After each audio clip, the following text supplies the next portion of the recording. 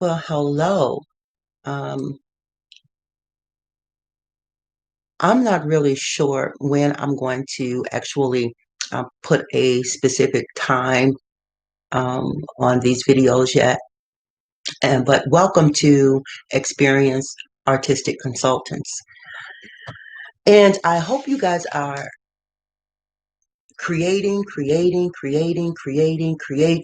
create. Because it's all about practice, practice, practice, more so than anything else. But anyway, I hope you also check out some of the earlier videos. This channel is new, um, and the channel is created for artists and um, art community based centers and art businesses, and specifically businesses too who want to expand their arts outreach or use the arts to to help their community, and bridge their communities. So with that, we'll be talking about really different things. I mean, we're going to touch on spirituality. We're going to touch on the mental, and on the physical. All these things, they do matter as we go through this journey, our creative journey, right? So today video is okay. Now I can see how to be taken serious as an artist. Now I know that may sound like a lame thing perhaps to talk about, but when you start to get out here, especially as women, and it has nothing really to do with a color either or race, it's just it is what it is. And so we tend to have a real difficult time breaking in there, especially as visual artists, right? Or um, I think that's one of the hardest uh, branches of the arts to break into as a female and be taken serious about it. Okay, because I remember when I first started out over really now I can stop saying let's just say 20 plus years ago. um, that was a big step for me to come out, right? But I remember that I would always create work, right? And people would ask me because I worked at the police department for many years, and people would ask me like, well, where do you find time to create, right? And it is a way to do that because I would pump out like three, four, pieces in a week's time, and I was raising a family and going to school and trying to be self and all this kind of good stuff. So we wear a lot of hats as women. But this isn't really necessarily about just women. It is about um, being able to place yourself, mold yourself into a position where, people can just kind of look at you and they'll take you serious, right? About what you do. So we have 10, actually 10 things that can really help you uh, out here dealing with people, to take you in your work serious. Okay. And you'd be surprised because a lot of times we think that it's about um, the the talent, and it's not really. It is, but it isn't, right? And there's a few things that encompasses all of that, and so we're going to find that out. And I would love to hear um, anything from you once if you see this video later, and you take time to watch it, which is great. Um, if you've been out here working for a while, give us some pointers too. Leave some tips. It's great. Leave a comment. Subscribe to the channel as well. Share it. Okay, because there are a lot of young people out here that could use it, you know. Um, yeah, they can use the support. And that's really what this channel is about. It's about supporting other artists in artistic businesses because we need to be able to have an outlet to express ourselves and to freely to be able to do it. Okay. All right. So, yay. How to be taken serious as an artist. Now, these are not in any type of particular order. Um, put them in any order you want to, but hopefully you'll use it because knowledge without application is not powerful, right? Knowledge only becomes powerful when we use it. Okay, excuse me. So, number one, what does an artist need to be successful? Passion. Yes, passion, right? And I always keep my notes because sometimes I will stray a little bit. Sometimes I will do that. Okay, but so the first thing that an artist needs to be taken serious is passion. Now, understand too that passion is an emotion, right? It consists of emotions. So we all being spirit first, beyond anything else, once we come here, right in the body, in the flesh. And so being a spirit, we can pick up on just about anything if we pay attention, right? Our spirit is always picking up on the environment. We're picking up on the person, on their feelings and on their emotions and stuff like that. And when we express ourselves as artists, we become entertainers, whether we want to or not. It doesn't really matter what genre you're actually in or whatever. It doesn't matter. You're still an entertainer on some level. And so that's energy within itself, right? So even when you're writing, um, there's a tone to your writing, right? And people can pick up and sometimes misinterpret, right? We can misinterpret what someone is actually feeling when they have written us something, because sometimes it can just be written in a loud way, right? And so, or it can be written in a loving, passionate way, depending on words used and how things are structured. Okay, so that's the same thing with us in our creative spirit, right? Um, People can pick up on your work. You know, they can pick up that spirit that it was done in or did in. Okay, and so when you think about passion, you know, you have to treat your work, right, and what you do. You have to keep it. You have to treat it with concern, right, and focus. You have to have an interest in building it, nurturing it, okay, and being willing to mess up and forgive yourself for messing up, right? You got to make mistakes. You got to examine, explore periodically, realistically, right, what's happening in the present with it, with your skills and your talent and your and how you're feeling about it. Okay, so thank you for ignoring the trucks. And I live across from a motorcycle club too, so every now and then they want to rev up. All right. So, and you have to be willing to seek out help, okay, when and where needed. A lot of times we won't seek out help on building our passion, right? We won't seek that out. So don't be afraid to be you. Stop trying to be like, draw like anybody else. Isn't it? It doesn't work well, you know, for your own spirit, right? It's like you're killing your own passion when you're trying to be like someone else or draw like someone else or perform like someone else or sing like someone else, because eventually that's going to come and bite you in the butt. You know, you've developed a skill, right? You've developed a skill, but you're still not really true to your talent. You're not really true to your true passion, and your true passion helps you. That's what helps us express ourselves. And we can't be so worried all the time about if whether or not someone likes what we're putting out.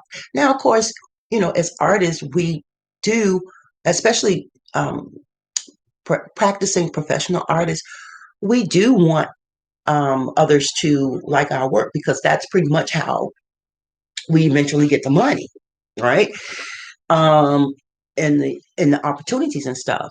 But the thing is, you want you want to get people to embrace who you are, not so much as um, that you can draw like Picasso or William de Kooning or whomever, just throwing somebody out there, Michelangelo.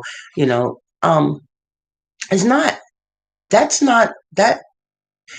not where your passion is, unless that's just somebody that's just how you work. You're a copyist and you like showing your talent off or your skill off, being able to copy other people. Okay, fine. But for the most part, you really want to, if you're serious about getting out here as a real artist and a serious artist, you want to develop um, your own style, right? And the only way to be able to do that is through your passion of wanting to connect with that. I hope that makes sense because it's very important because people pick up on that. Number two, get focused with dedication. Now it kind of overlaps here, but I remember in college, um, a couple of my instructors actually told me this. They're like, you got to get focused. And I hated that. I dreaded that. It's like, what? What do you mean I'm not focused? I'm in art school. How not focused am I? you know? So it took me a while to really understand what that means because once we become focused, we become more dedicated, all right, to our passion, right? So it's important that we're not all over the place, right?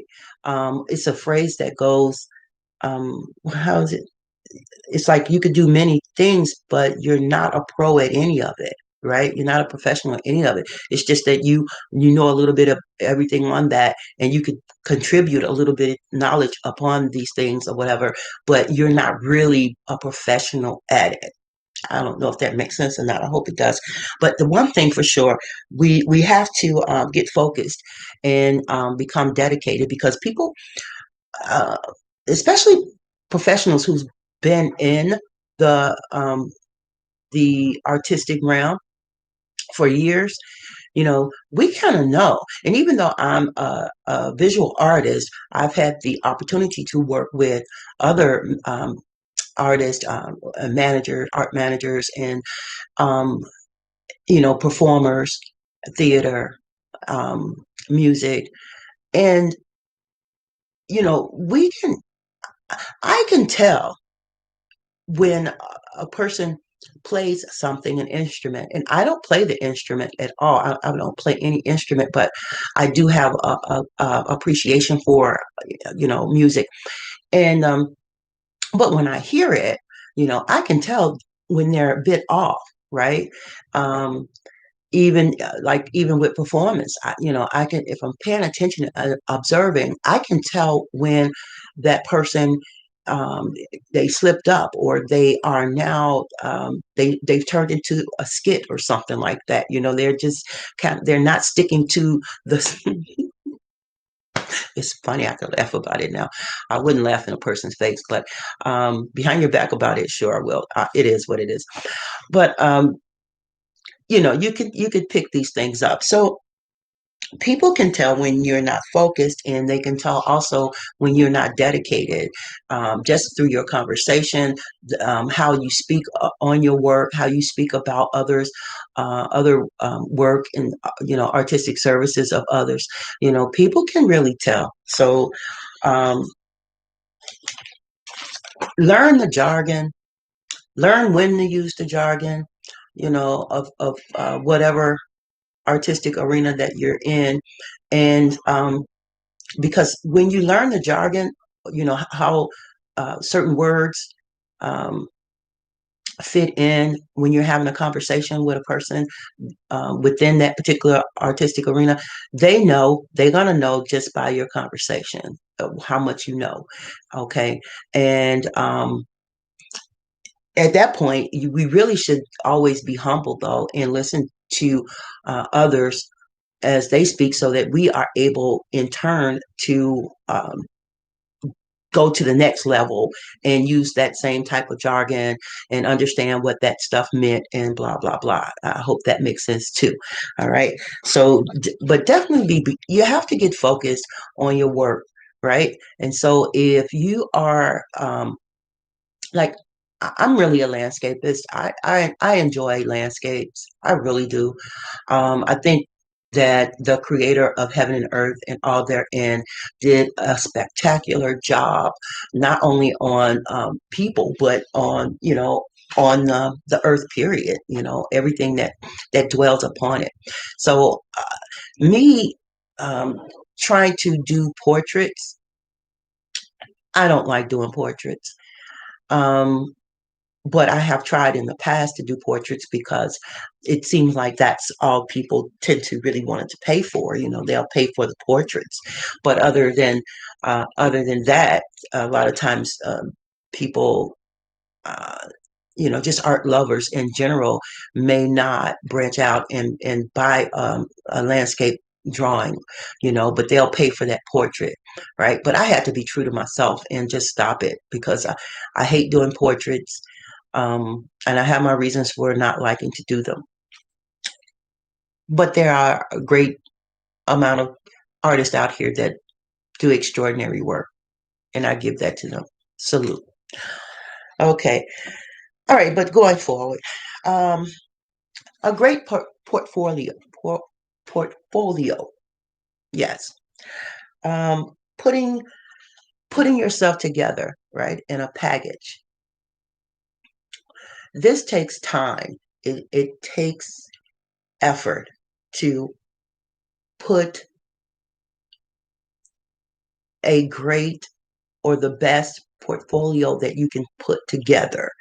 All right. And you can even go on Google, and now it's like you can see for examples, and samples of an artist's portfolio, and you can choose which one best fit you, and you can modify, that and use it for yourself, right? So it doesn't matter if your portfolio is on or offline, it still should have some sort of cohesiveness.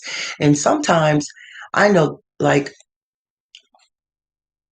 over the years, my it's a curriculum vitae, right?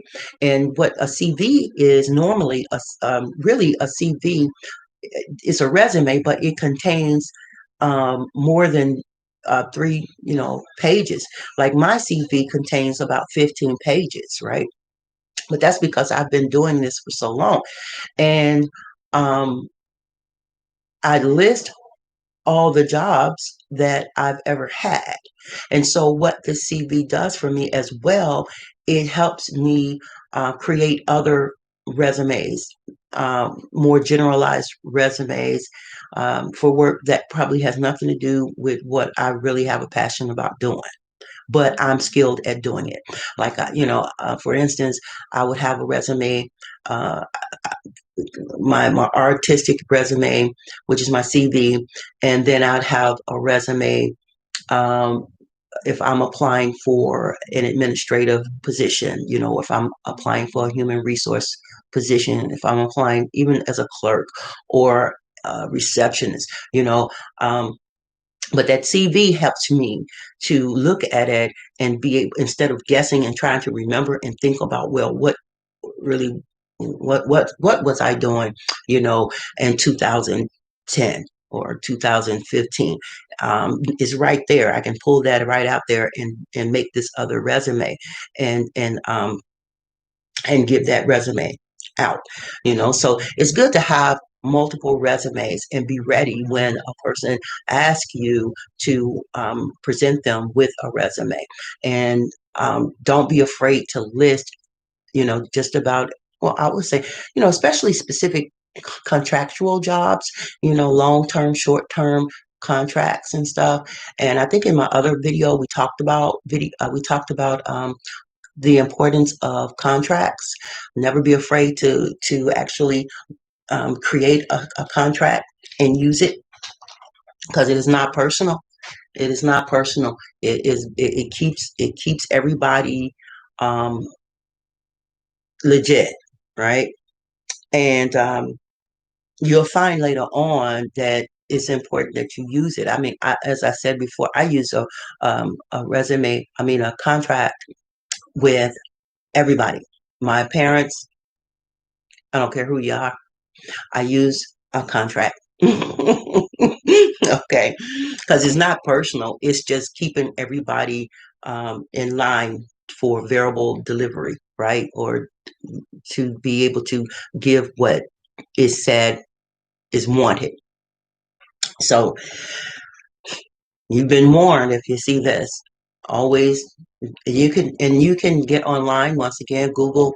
You can Google artist resumes or artist. I'm stuck on resumes. But you can also Google that too. But you can Google standard contracts for artists, and find the one that best fit you, and then you can modify that and use that. Right. And you may end up with several different types of contracts. So as you go along, though, you'll do that. You'll have that in your files. Okay. But when you're doing business with someone, regardless to who it is, um, commission or consignment or what have you, then you really want to have a contract and you want to present that. And a lot of times that helps people to see you're serious about what you do. Okay. Okay. Okay. We talked about having a CV. All right. Which really, that was number 4. Okay. So number 5, improve your writing skills. Ooh, I have to remove my glasses to talk about this. Now, as artists, we tend to only want to work. We want to do our work. We want to do our passion. We want to create, create, create, create, create. And that's great if you are able to do that. If you found yourself blessed to just concentrate on creating, that's a wonderful thing. But the majority of us, unfortunately, do not. And so,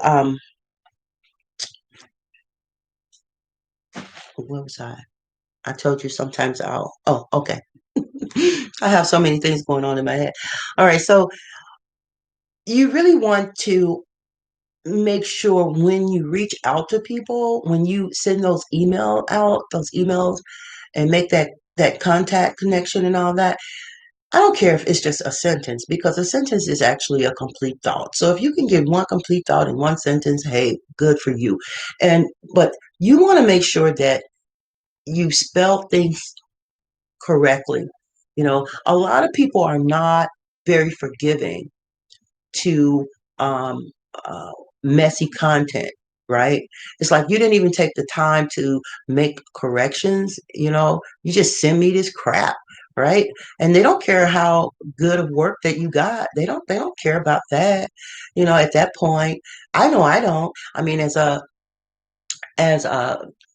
visual arts manager, you know, and I'm hiring, I'm in a position to hire, I pay attention to that, right? Now, it's funny. Some people don't care, but how are you to know that? So it's best just to be safe than sorry, right? Like I don't care if an artist has blue hair, green hair, yellow hair. I really don't care. But then you have other people that can hire that won't like that, and you would get this just because of that. Well, I'm one of those that if I'm hiring, I'm paying attention to your grammar, right? I'm paying attention to your care, if whether or not you care about what you're presenting to me. Okay. Now, speaking of that, dealing with how you show your art, right, or how you present your artistic work, or your services, that's important too, right? Because first impressions are, they just are what they are. People are going to try to sum you up as soon as they see you. You don't even have to open your mouth really for a person, for us to like just kind of sum you up and what we think you are about, you know, and it could be wrong, but you want them to, you want them to really try to think, guess hard about it. You don't want to just put that out there, um, and you got to take care. That's all I'm saying. Just watch how, watch your writing, watch your words, um, because it really, believe it or not, that can make you or break you. It is what it is. So, um, just improve on your writing, and, think about the things that you really want to say, and read over it. Make sure that as best as you can, do the spell check thing. Is worth it in the end. It is just really worth it in the end. All right. Okay. Number 6. Now, I talk about this in the other video too, and I probably talk about it a lot because it's one of the ways that we can establish ourselves as professional artists, and get the word out about us, get our name out there, and get our work out there. And that is volunteerism. Volunteerism is, it really works wonders for you to make connections, valuable, beneficial connections, a network. And I know a lot of, when I left the police department, I did a lot of volunteer work, right? And that's how I ended up working with the Salvation Army uh, in Chicago on the far south side. And it's still relatively new in comparison to the other sites, but I was one of the ones that I was there before the building was established. And but I had started um, volunteering to work with their youth, right, as an art instructor. And then eventually they saw a need for me because I made myself present, right, and I wrote the art programs and curriculum, whatever that they needed. And they began to see a need for me, right? So I kind of created this job. And to be honest with you, straightforward with you, at all times, every job that I had after that, that had to do with my passion, what I love, what I'm focused on and dedicated to, um, I had to volunteer early in those days. I just did, but I didn't mind because I started to see this thing happening. Like, oh, okay, I just need to show them where I'm needed, and where I can be, my skills, my talent, my knowledge in this area can be very beneficial to them, right? And so um, that's what I did, and I still do it today.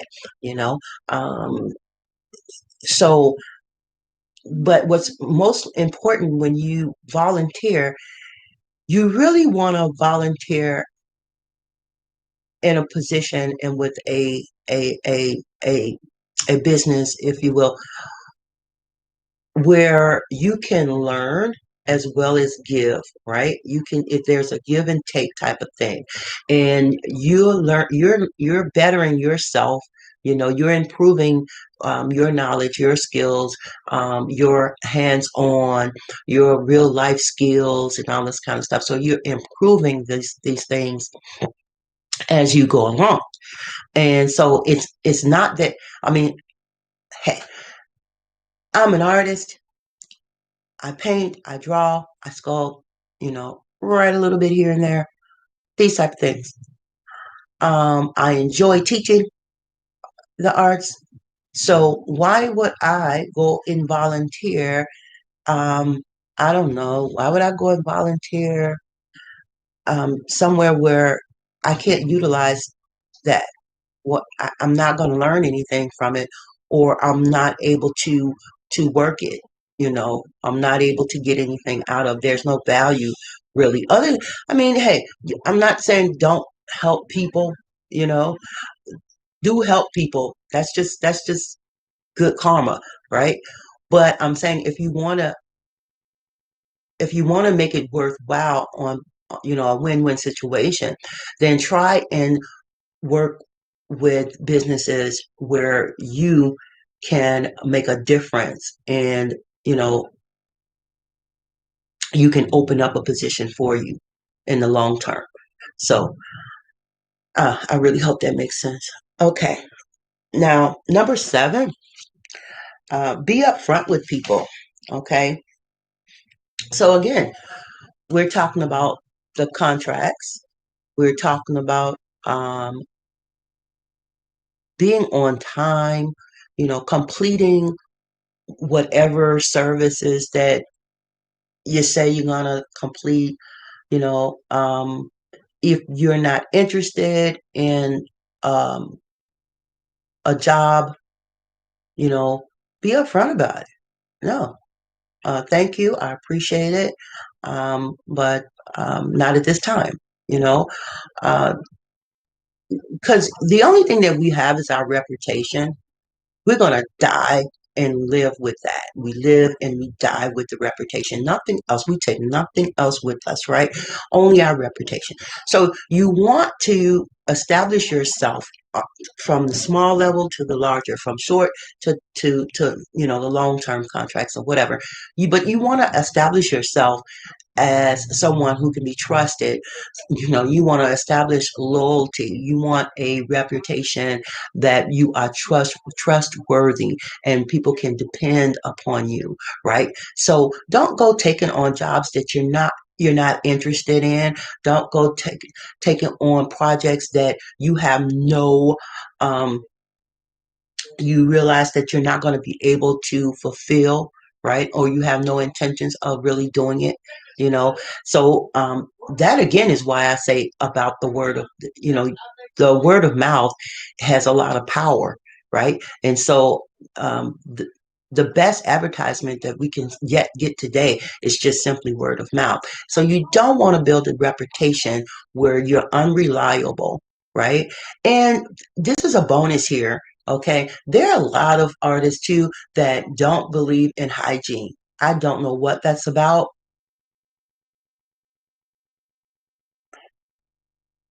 I don't know. Now,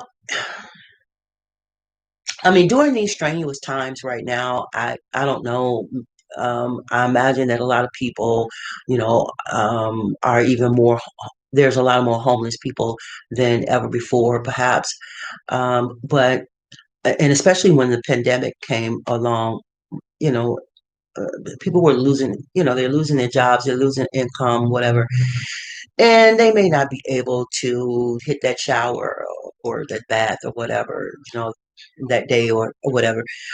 But honestly, if you have running water in your home or wherever, or you could get into a library or a franchise, before you start going around people, do that, because it's offensive, okay, to let off bad odor. It just is. Okay. And when you come around people, you want to take the breath. You know what I mean? check the armpits. You know, really. No one wants to work with a funky bird.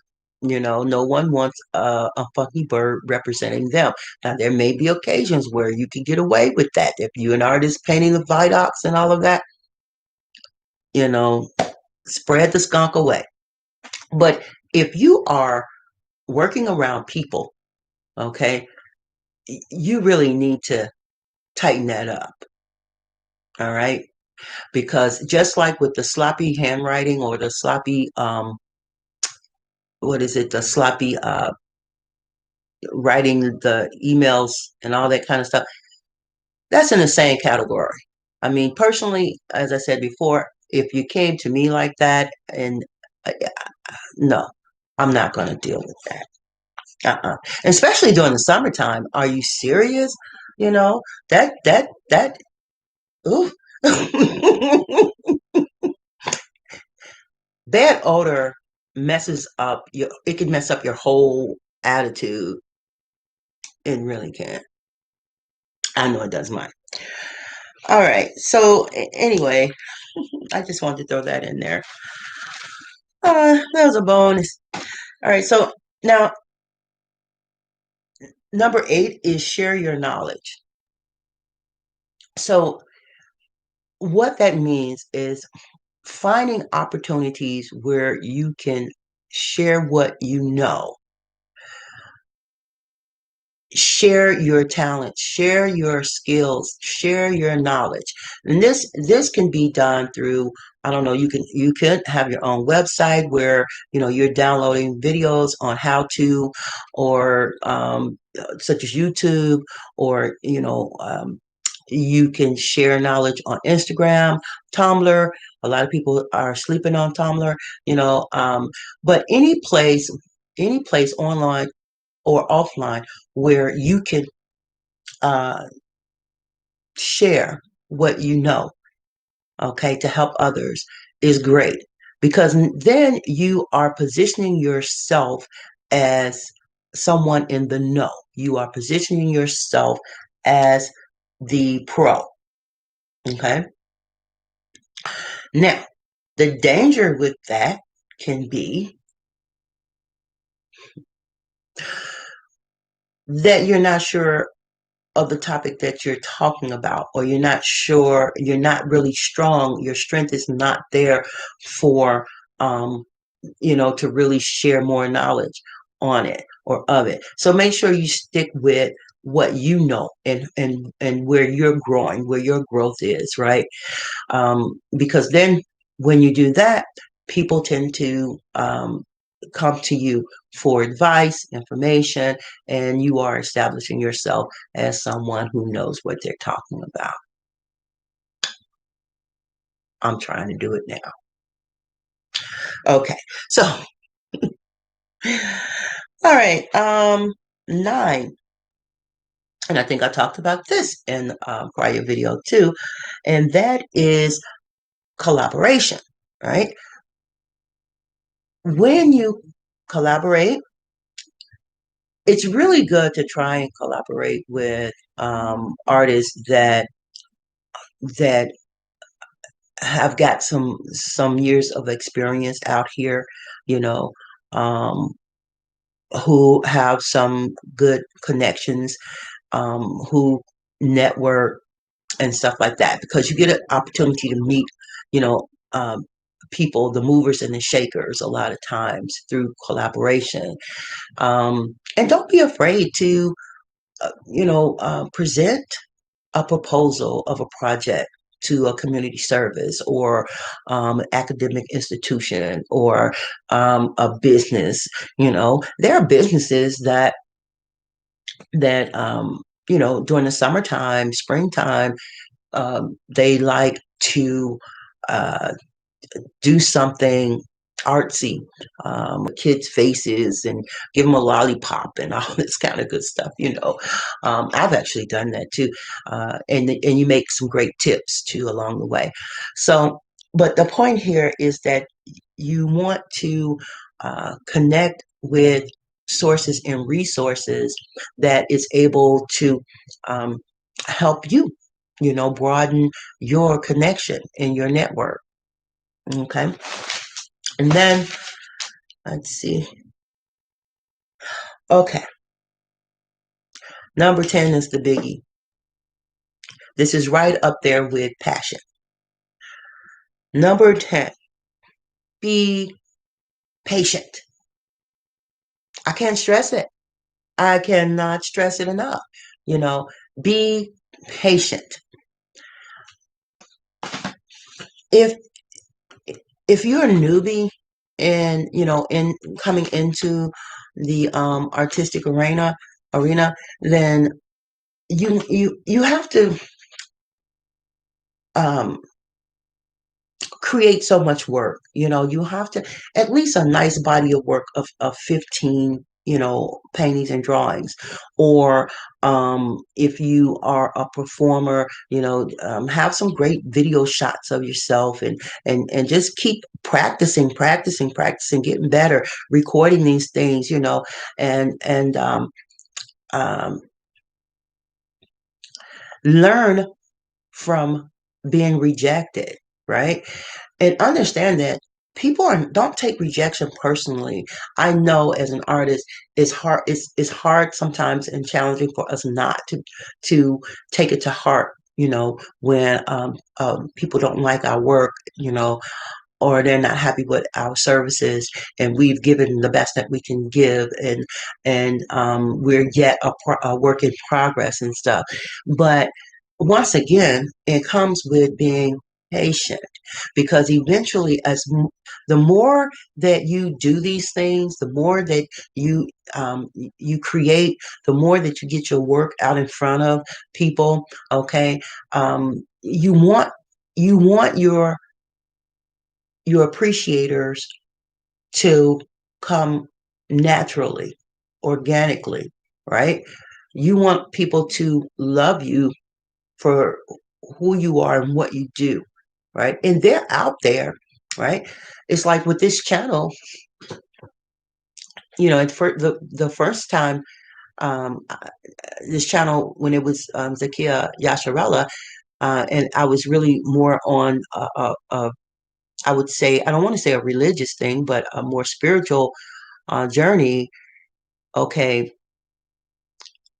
I hadn't been doing it for 3 months, 4 months, and 21 people actually subscribed to it, which is great, wonderful, right? It's organic. Um, but now that I've changed it, right? Um, and there's a reason why and I say this, I think I say this all the time now, but there's a reason why I changed it, and I'm glad that I changed it. And those people who actually were subscribers, yeah, I've lost one, and I think I probably will lose a few more along the way, if they're not along this particular route in their life. If they're not along this creative journey, they're not going to be interested in that, and that's fine. But I also understand that it's going to take time, right? So, like on my other social media platforms, such as LinkedIn and Facebook, you know, there I have close to 2,000 people and stuff, and but it took maybe 3 years to get that.